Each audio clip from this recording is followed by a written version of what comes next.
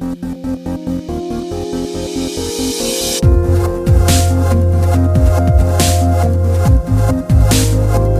and welcome to the Startups of London podcast.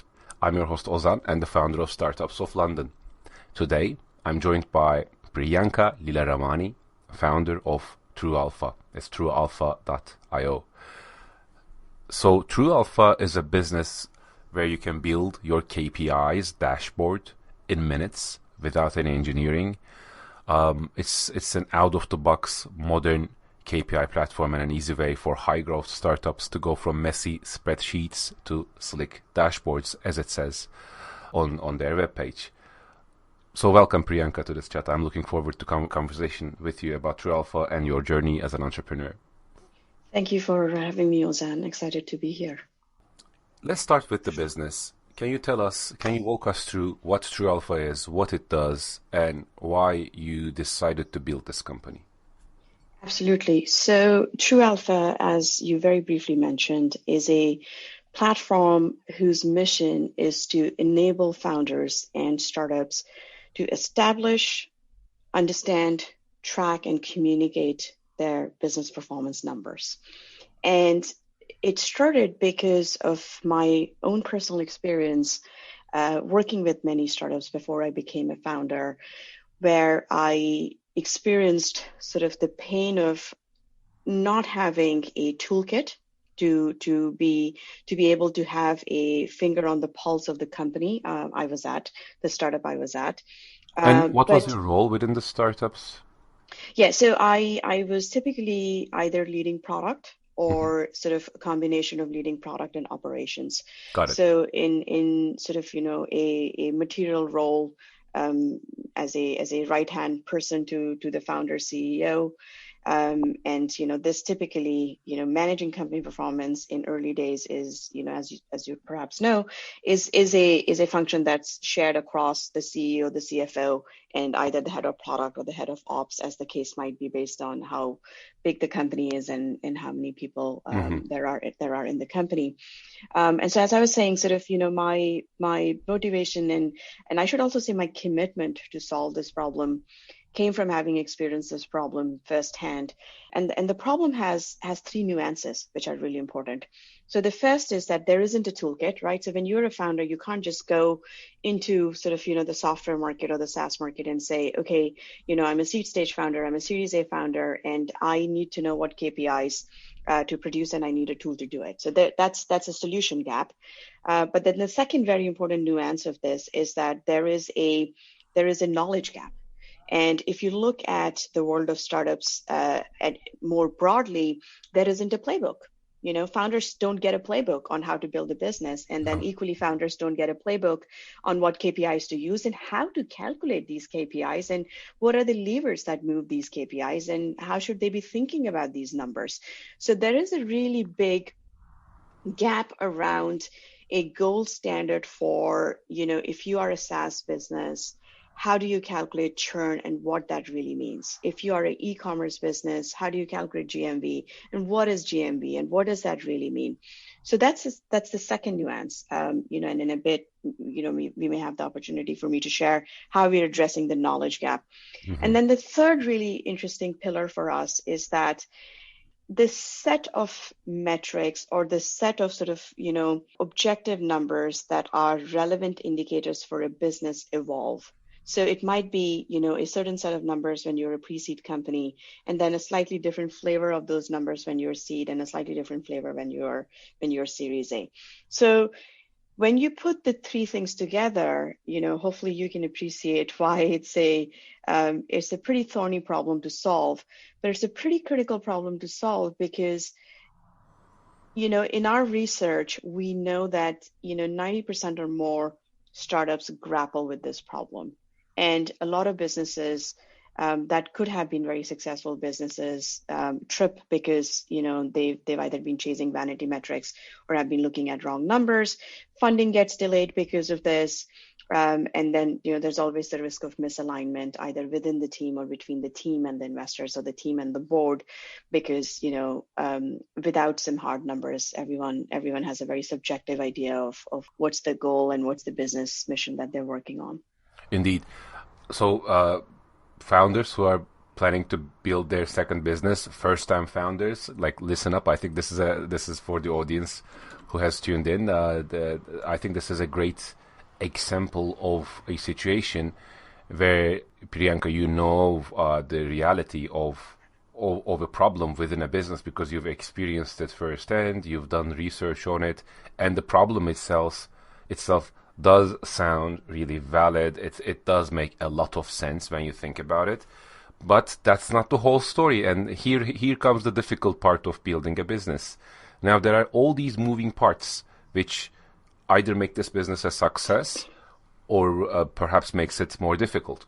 And the ones that I have experienced, the ones that I can think of have a few dimensions. One of them is, yes, the customer might need such a product, right? There might be a need, a market need for this, but that need is not always equal to a desire to find and purchase a product like this. Mm-hmm. And that's one area that I have at least failed once at. Like I've literally did not know of this distinction, right? I thought I had a background in recruitment, and because I knew the internal workings, I knew there was a need for a specific product, but it turned out when I went to sell it, people were not like, oh, we don't really want this. Like the company would benefit from it, but the person making the purchasing decision did not really care about this, so it did not work. So that's just one dimension of the complexity of what comes next. The second layer, I believe, is, okay, it's crucial to set the right KPIs, but setting the right KPIs is a sort of a strategy work, Priyanka, isn't it? So how deep into this do you go? Should you go into this?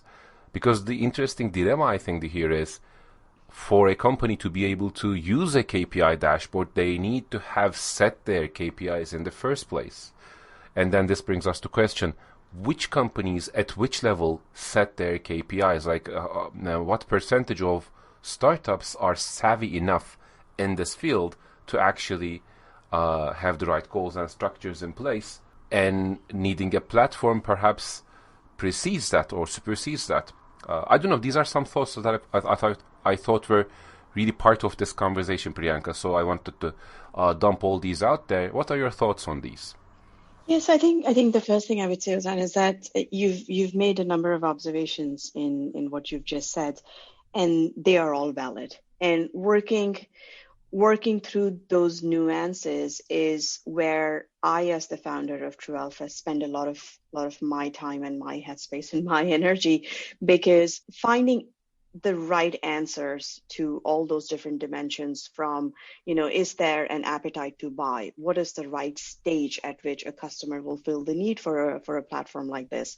What happens from a strategy perspective in the mind of the customer, so that the product is able to keep up with them? So these are all sort of customer market fit, product market fit type of questions, that I am very focused on, given the stage of our own business.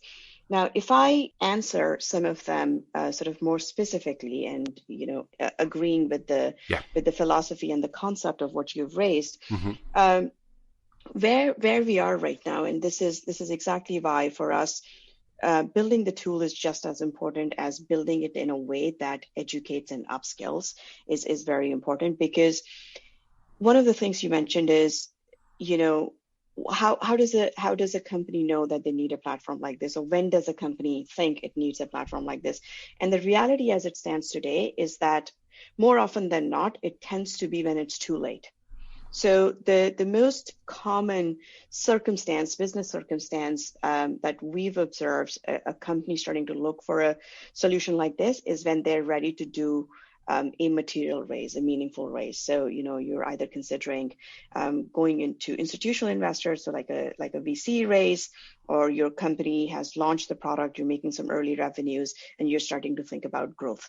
And that is kind of the most a prevalent triggering point, because whether you are in a position that you want to start putting a strategy for growth, or you're at a position where you're considering getting institutional capital, is when you will need to show that you've got your house in order. And that's when, a platform like ours becomes an urgent need. And when we think about education, the reason, we're thinking about it at the same time as building the tool is because, more often than not, those points tend to be a little bit late in the journey of the startup to be thinking about this, because when you think of them at that stage, you are having to pay all the organizational debt that you have collected by not having a system like this.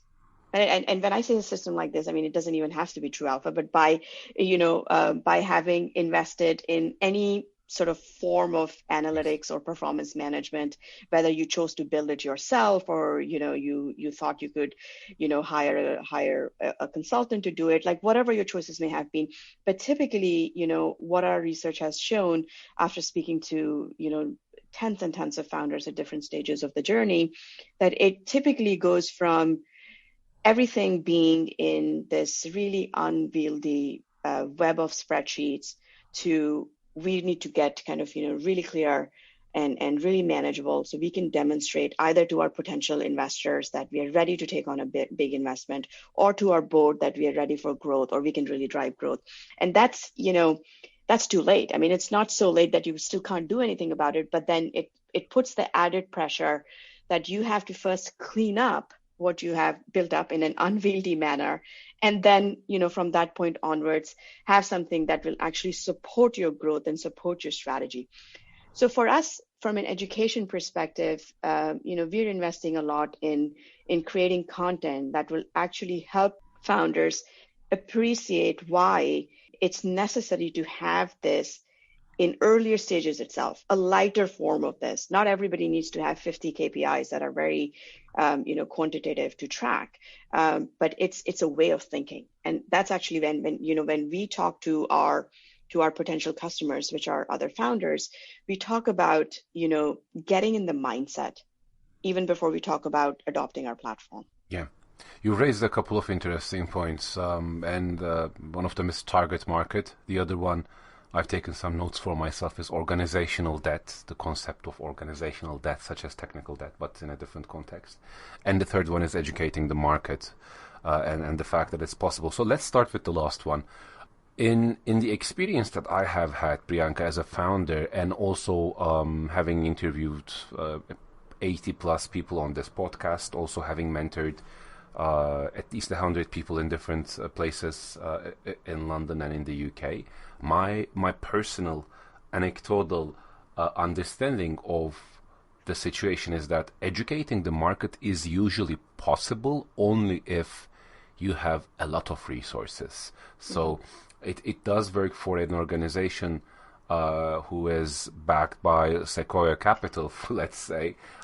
Then they have the room, or if it's a very early market stage, if it's a very the opportunity is there, but it's not yet competitive, and the growth potential is huge.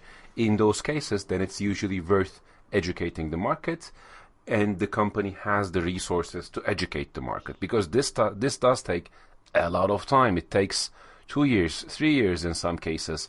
A lot of marketing money spent on ads and editorials and advertorials and events and so on.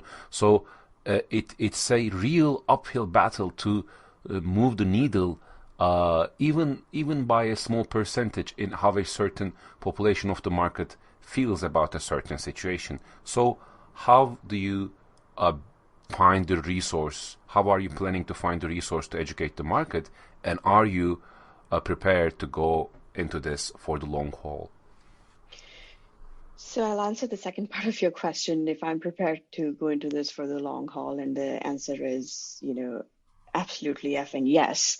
That was the easy part. That was the easy part, Ozan. But going back to the mainstay of your question, so again, I think you bring up a very valid point that products that rely entirely on educating the market are an uphill uphill battle or an uphill journey because education takes time.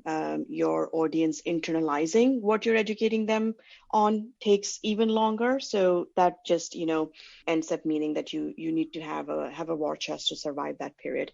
Now, in our case, even though I emphasize a lot on education, it's very important to highlight that the problem is real.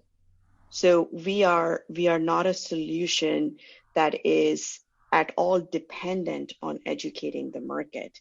We are building a solution for a problem that's very real, because without a solution like ours, that problem, the people who have the problem, which is founders and startup management and actually even startup investors to a large extent, as they try to prepare their startups to go on to the next stage of growth or next stage of funding, are facing this problem today and are solving it through very subpar, ineffective ways, which are mostly manual.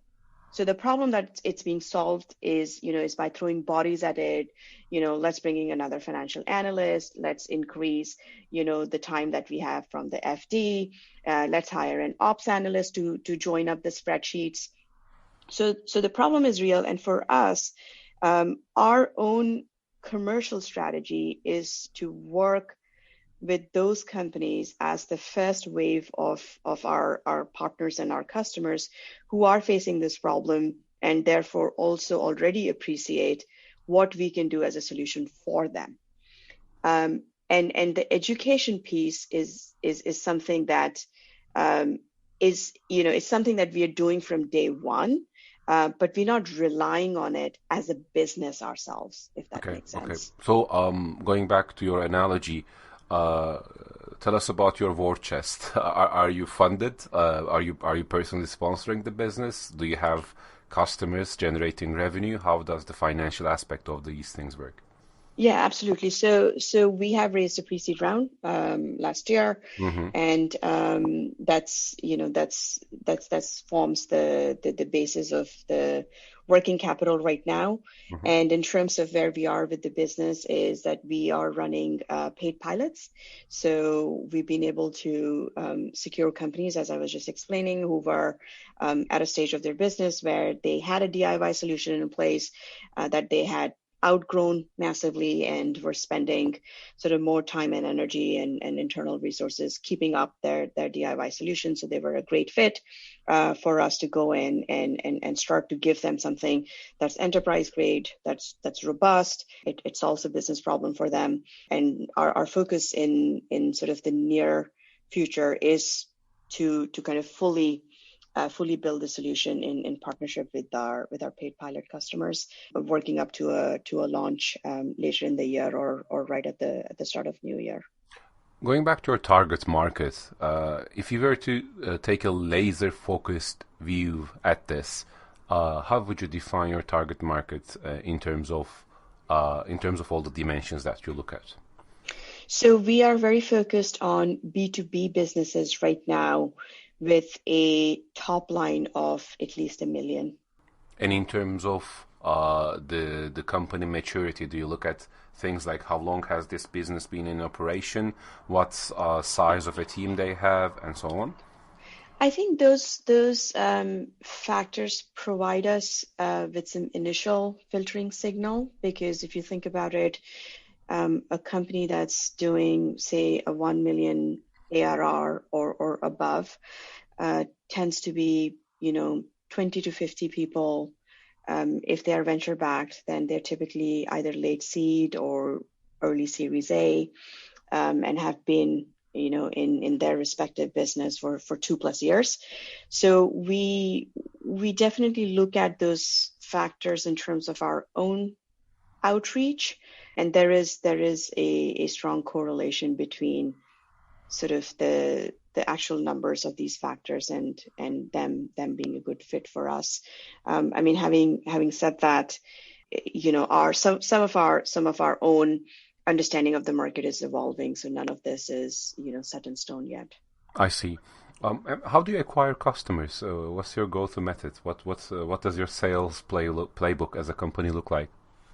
Yeah, so it's early days for us for me to say that we have a sales playbook. Everything that we're doing right now is with the objective of actually formulating that sales playbook. So we are really big on sort of growth principles, and what that means is, we run experiments in a very thoughtful and organized way. So, when it comes to figuring out what's going to work. We typically start, with a channel or with a hypothesis, with a certain positioning. And then, we go out to the market and test. So we are a very big believer of talking to customers as much as I can. And that's, another area that I personally spend a lot of time in. So to the extent the customer is willing to give us, 20 minutes, 30 minutes, whatever it is, at this stage, for us, the best way to establish if they are faced with the problem that we are out to solve is through a conversation.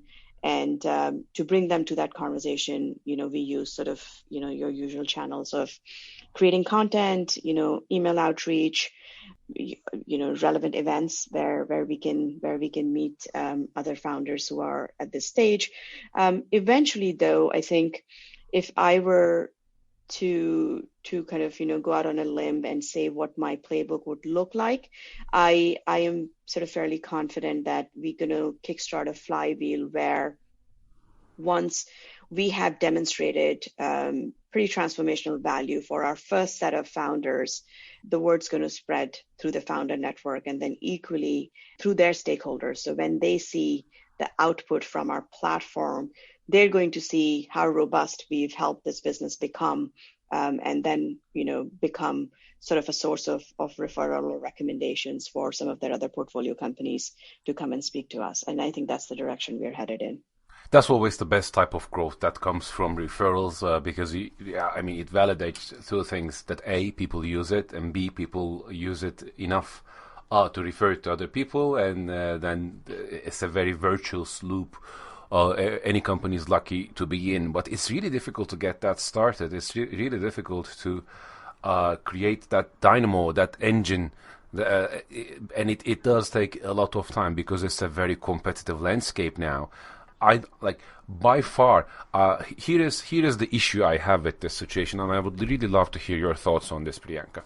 I think what happens is, in the world of not just in the world of startups, but with anything that has to do with the desire of people to earn money or make a living or build a certain type of a successful saving or safety or portfolio or resources, assets, any type of assets. I think a certain dynamic situation happens where, just like an investment, the saying, buy the rumors, sell the news, right?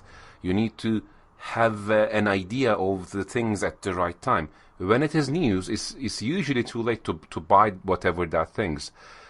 I think that there's a social dynamic, a similar dynamic in social media. For example, people go into Instagram, they make a great fortune, build up lots of followers, and then they go out and write blog posts. And 3 years go by, you're the person at the end of that, after 3 or 4 years, reading that blog post on how to build a following base on Instagram, but it's already too late because the market has changed. It's not how it works anymore. Like, it was a rumor, everybody didn't know about it, that's why it worked, and then so on and so forth. I mean, I'm perhaps rambling, but let me conclude my point. What I'm trying to say is this hyper-growth, hyper-scaling, fast-funded idea of startups that was mostly around the Silicon Valley has changed, I believe, and it was a certain type of a way of building a business for a certain time in our history, and I think it has gone back, and it's not gonna be with us again. So we are building businesses in a different way, a more conservative way. I feel more like small businesses, less risk taking, and so on. So, do you agree with any of these points? Do you disagree? I would love to hear your thoughts. And how do you think the changing structure of building startups affect your business? Because I think you're in a particularly, I don't want to say vulnerable, but a potentially important position, because not only you're affected by this as a startup yourself, but it also changes the dynamics of your customers, right?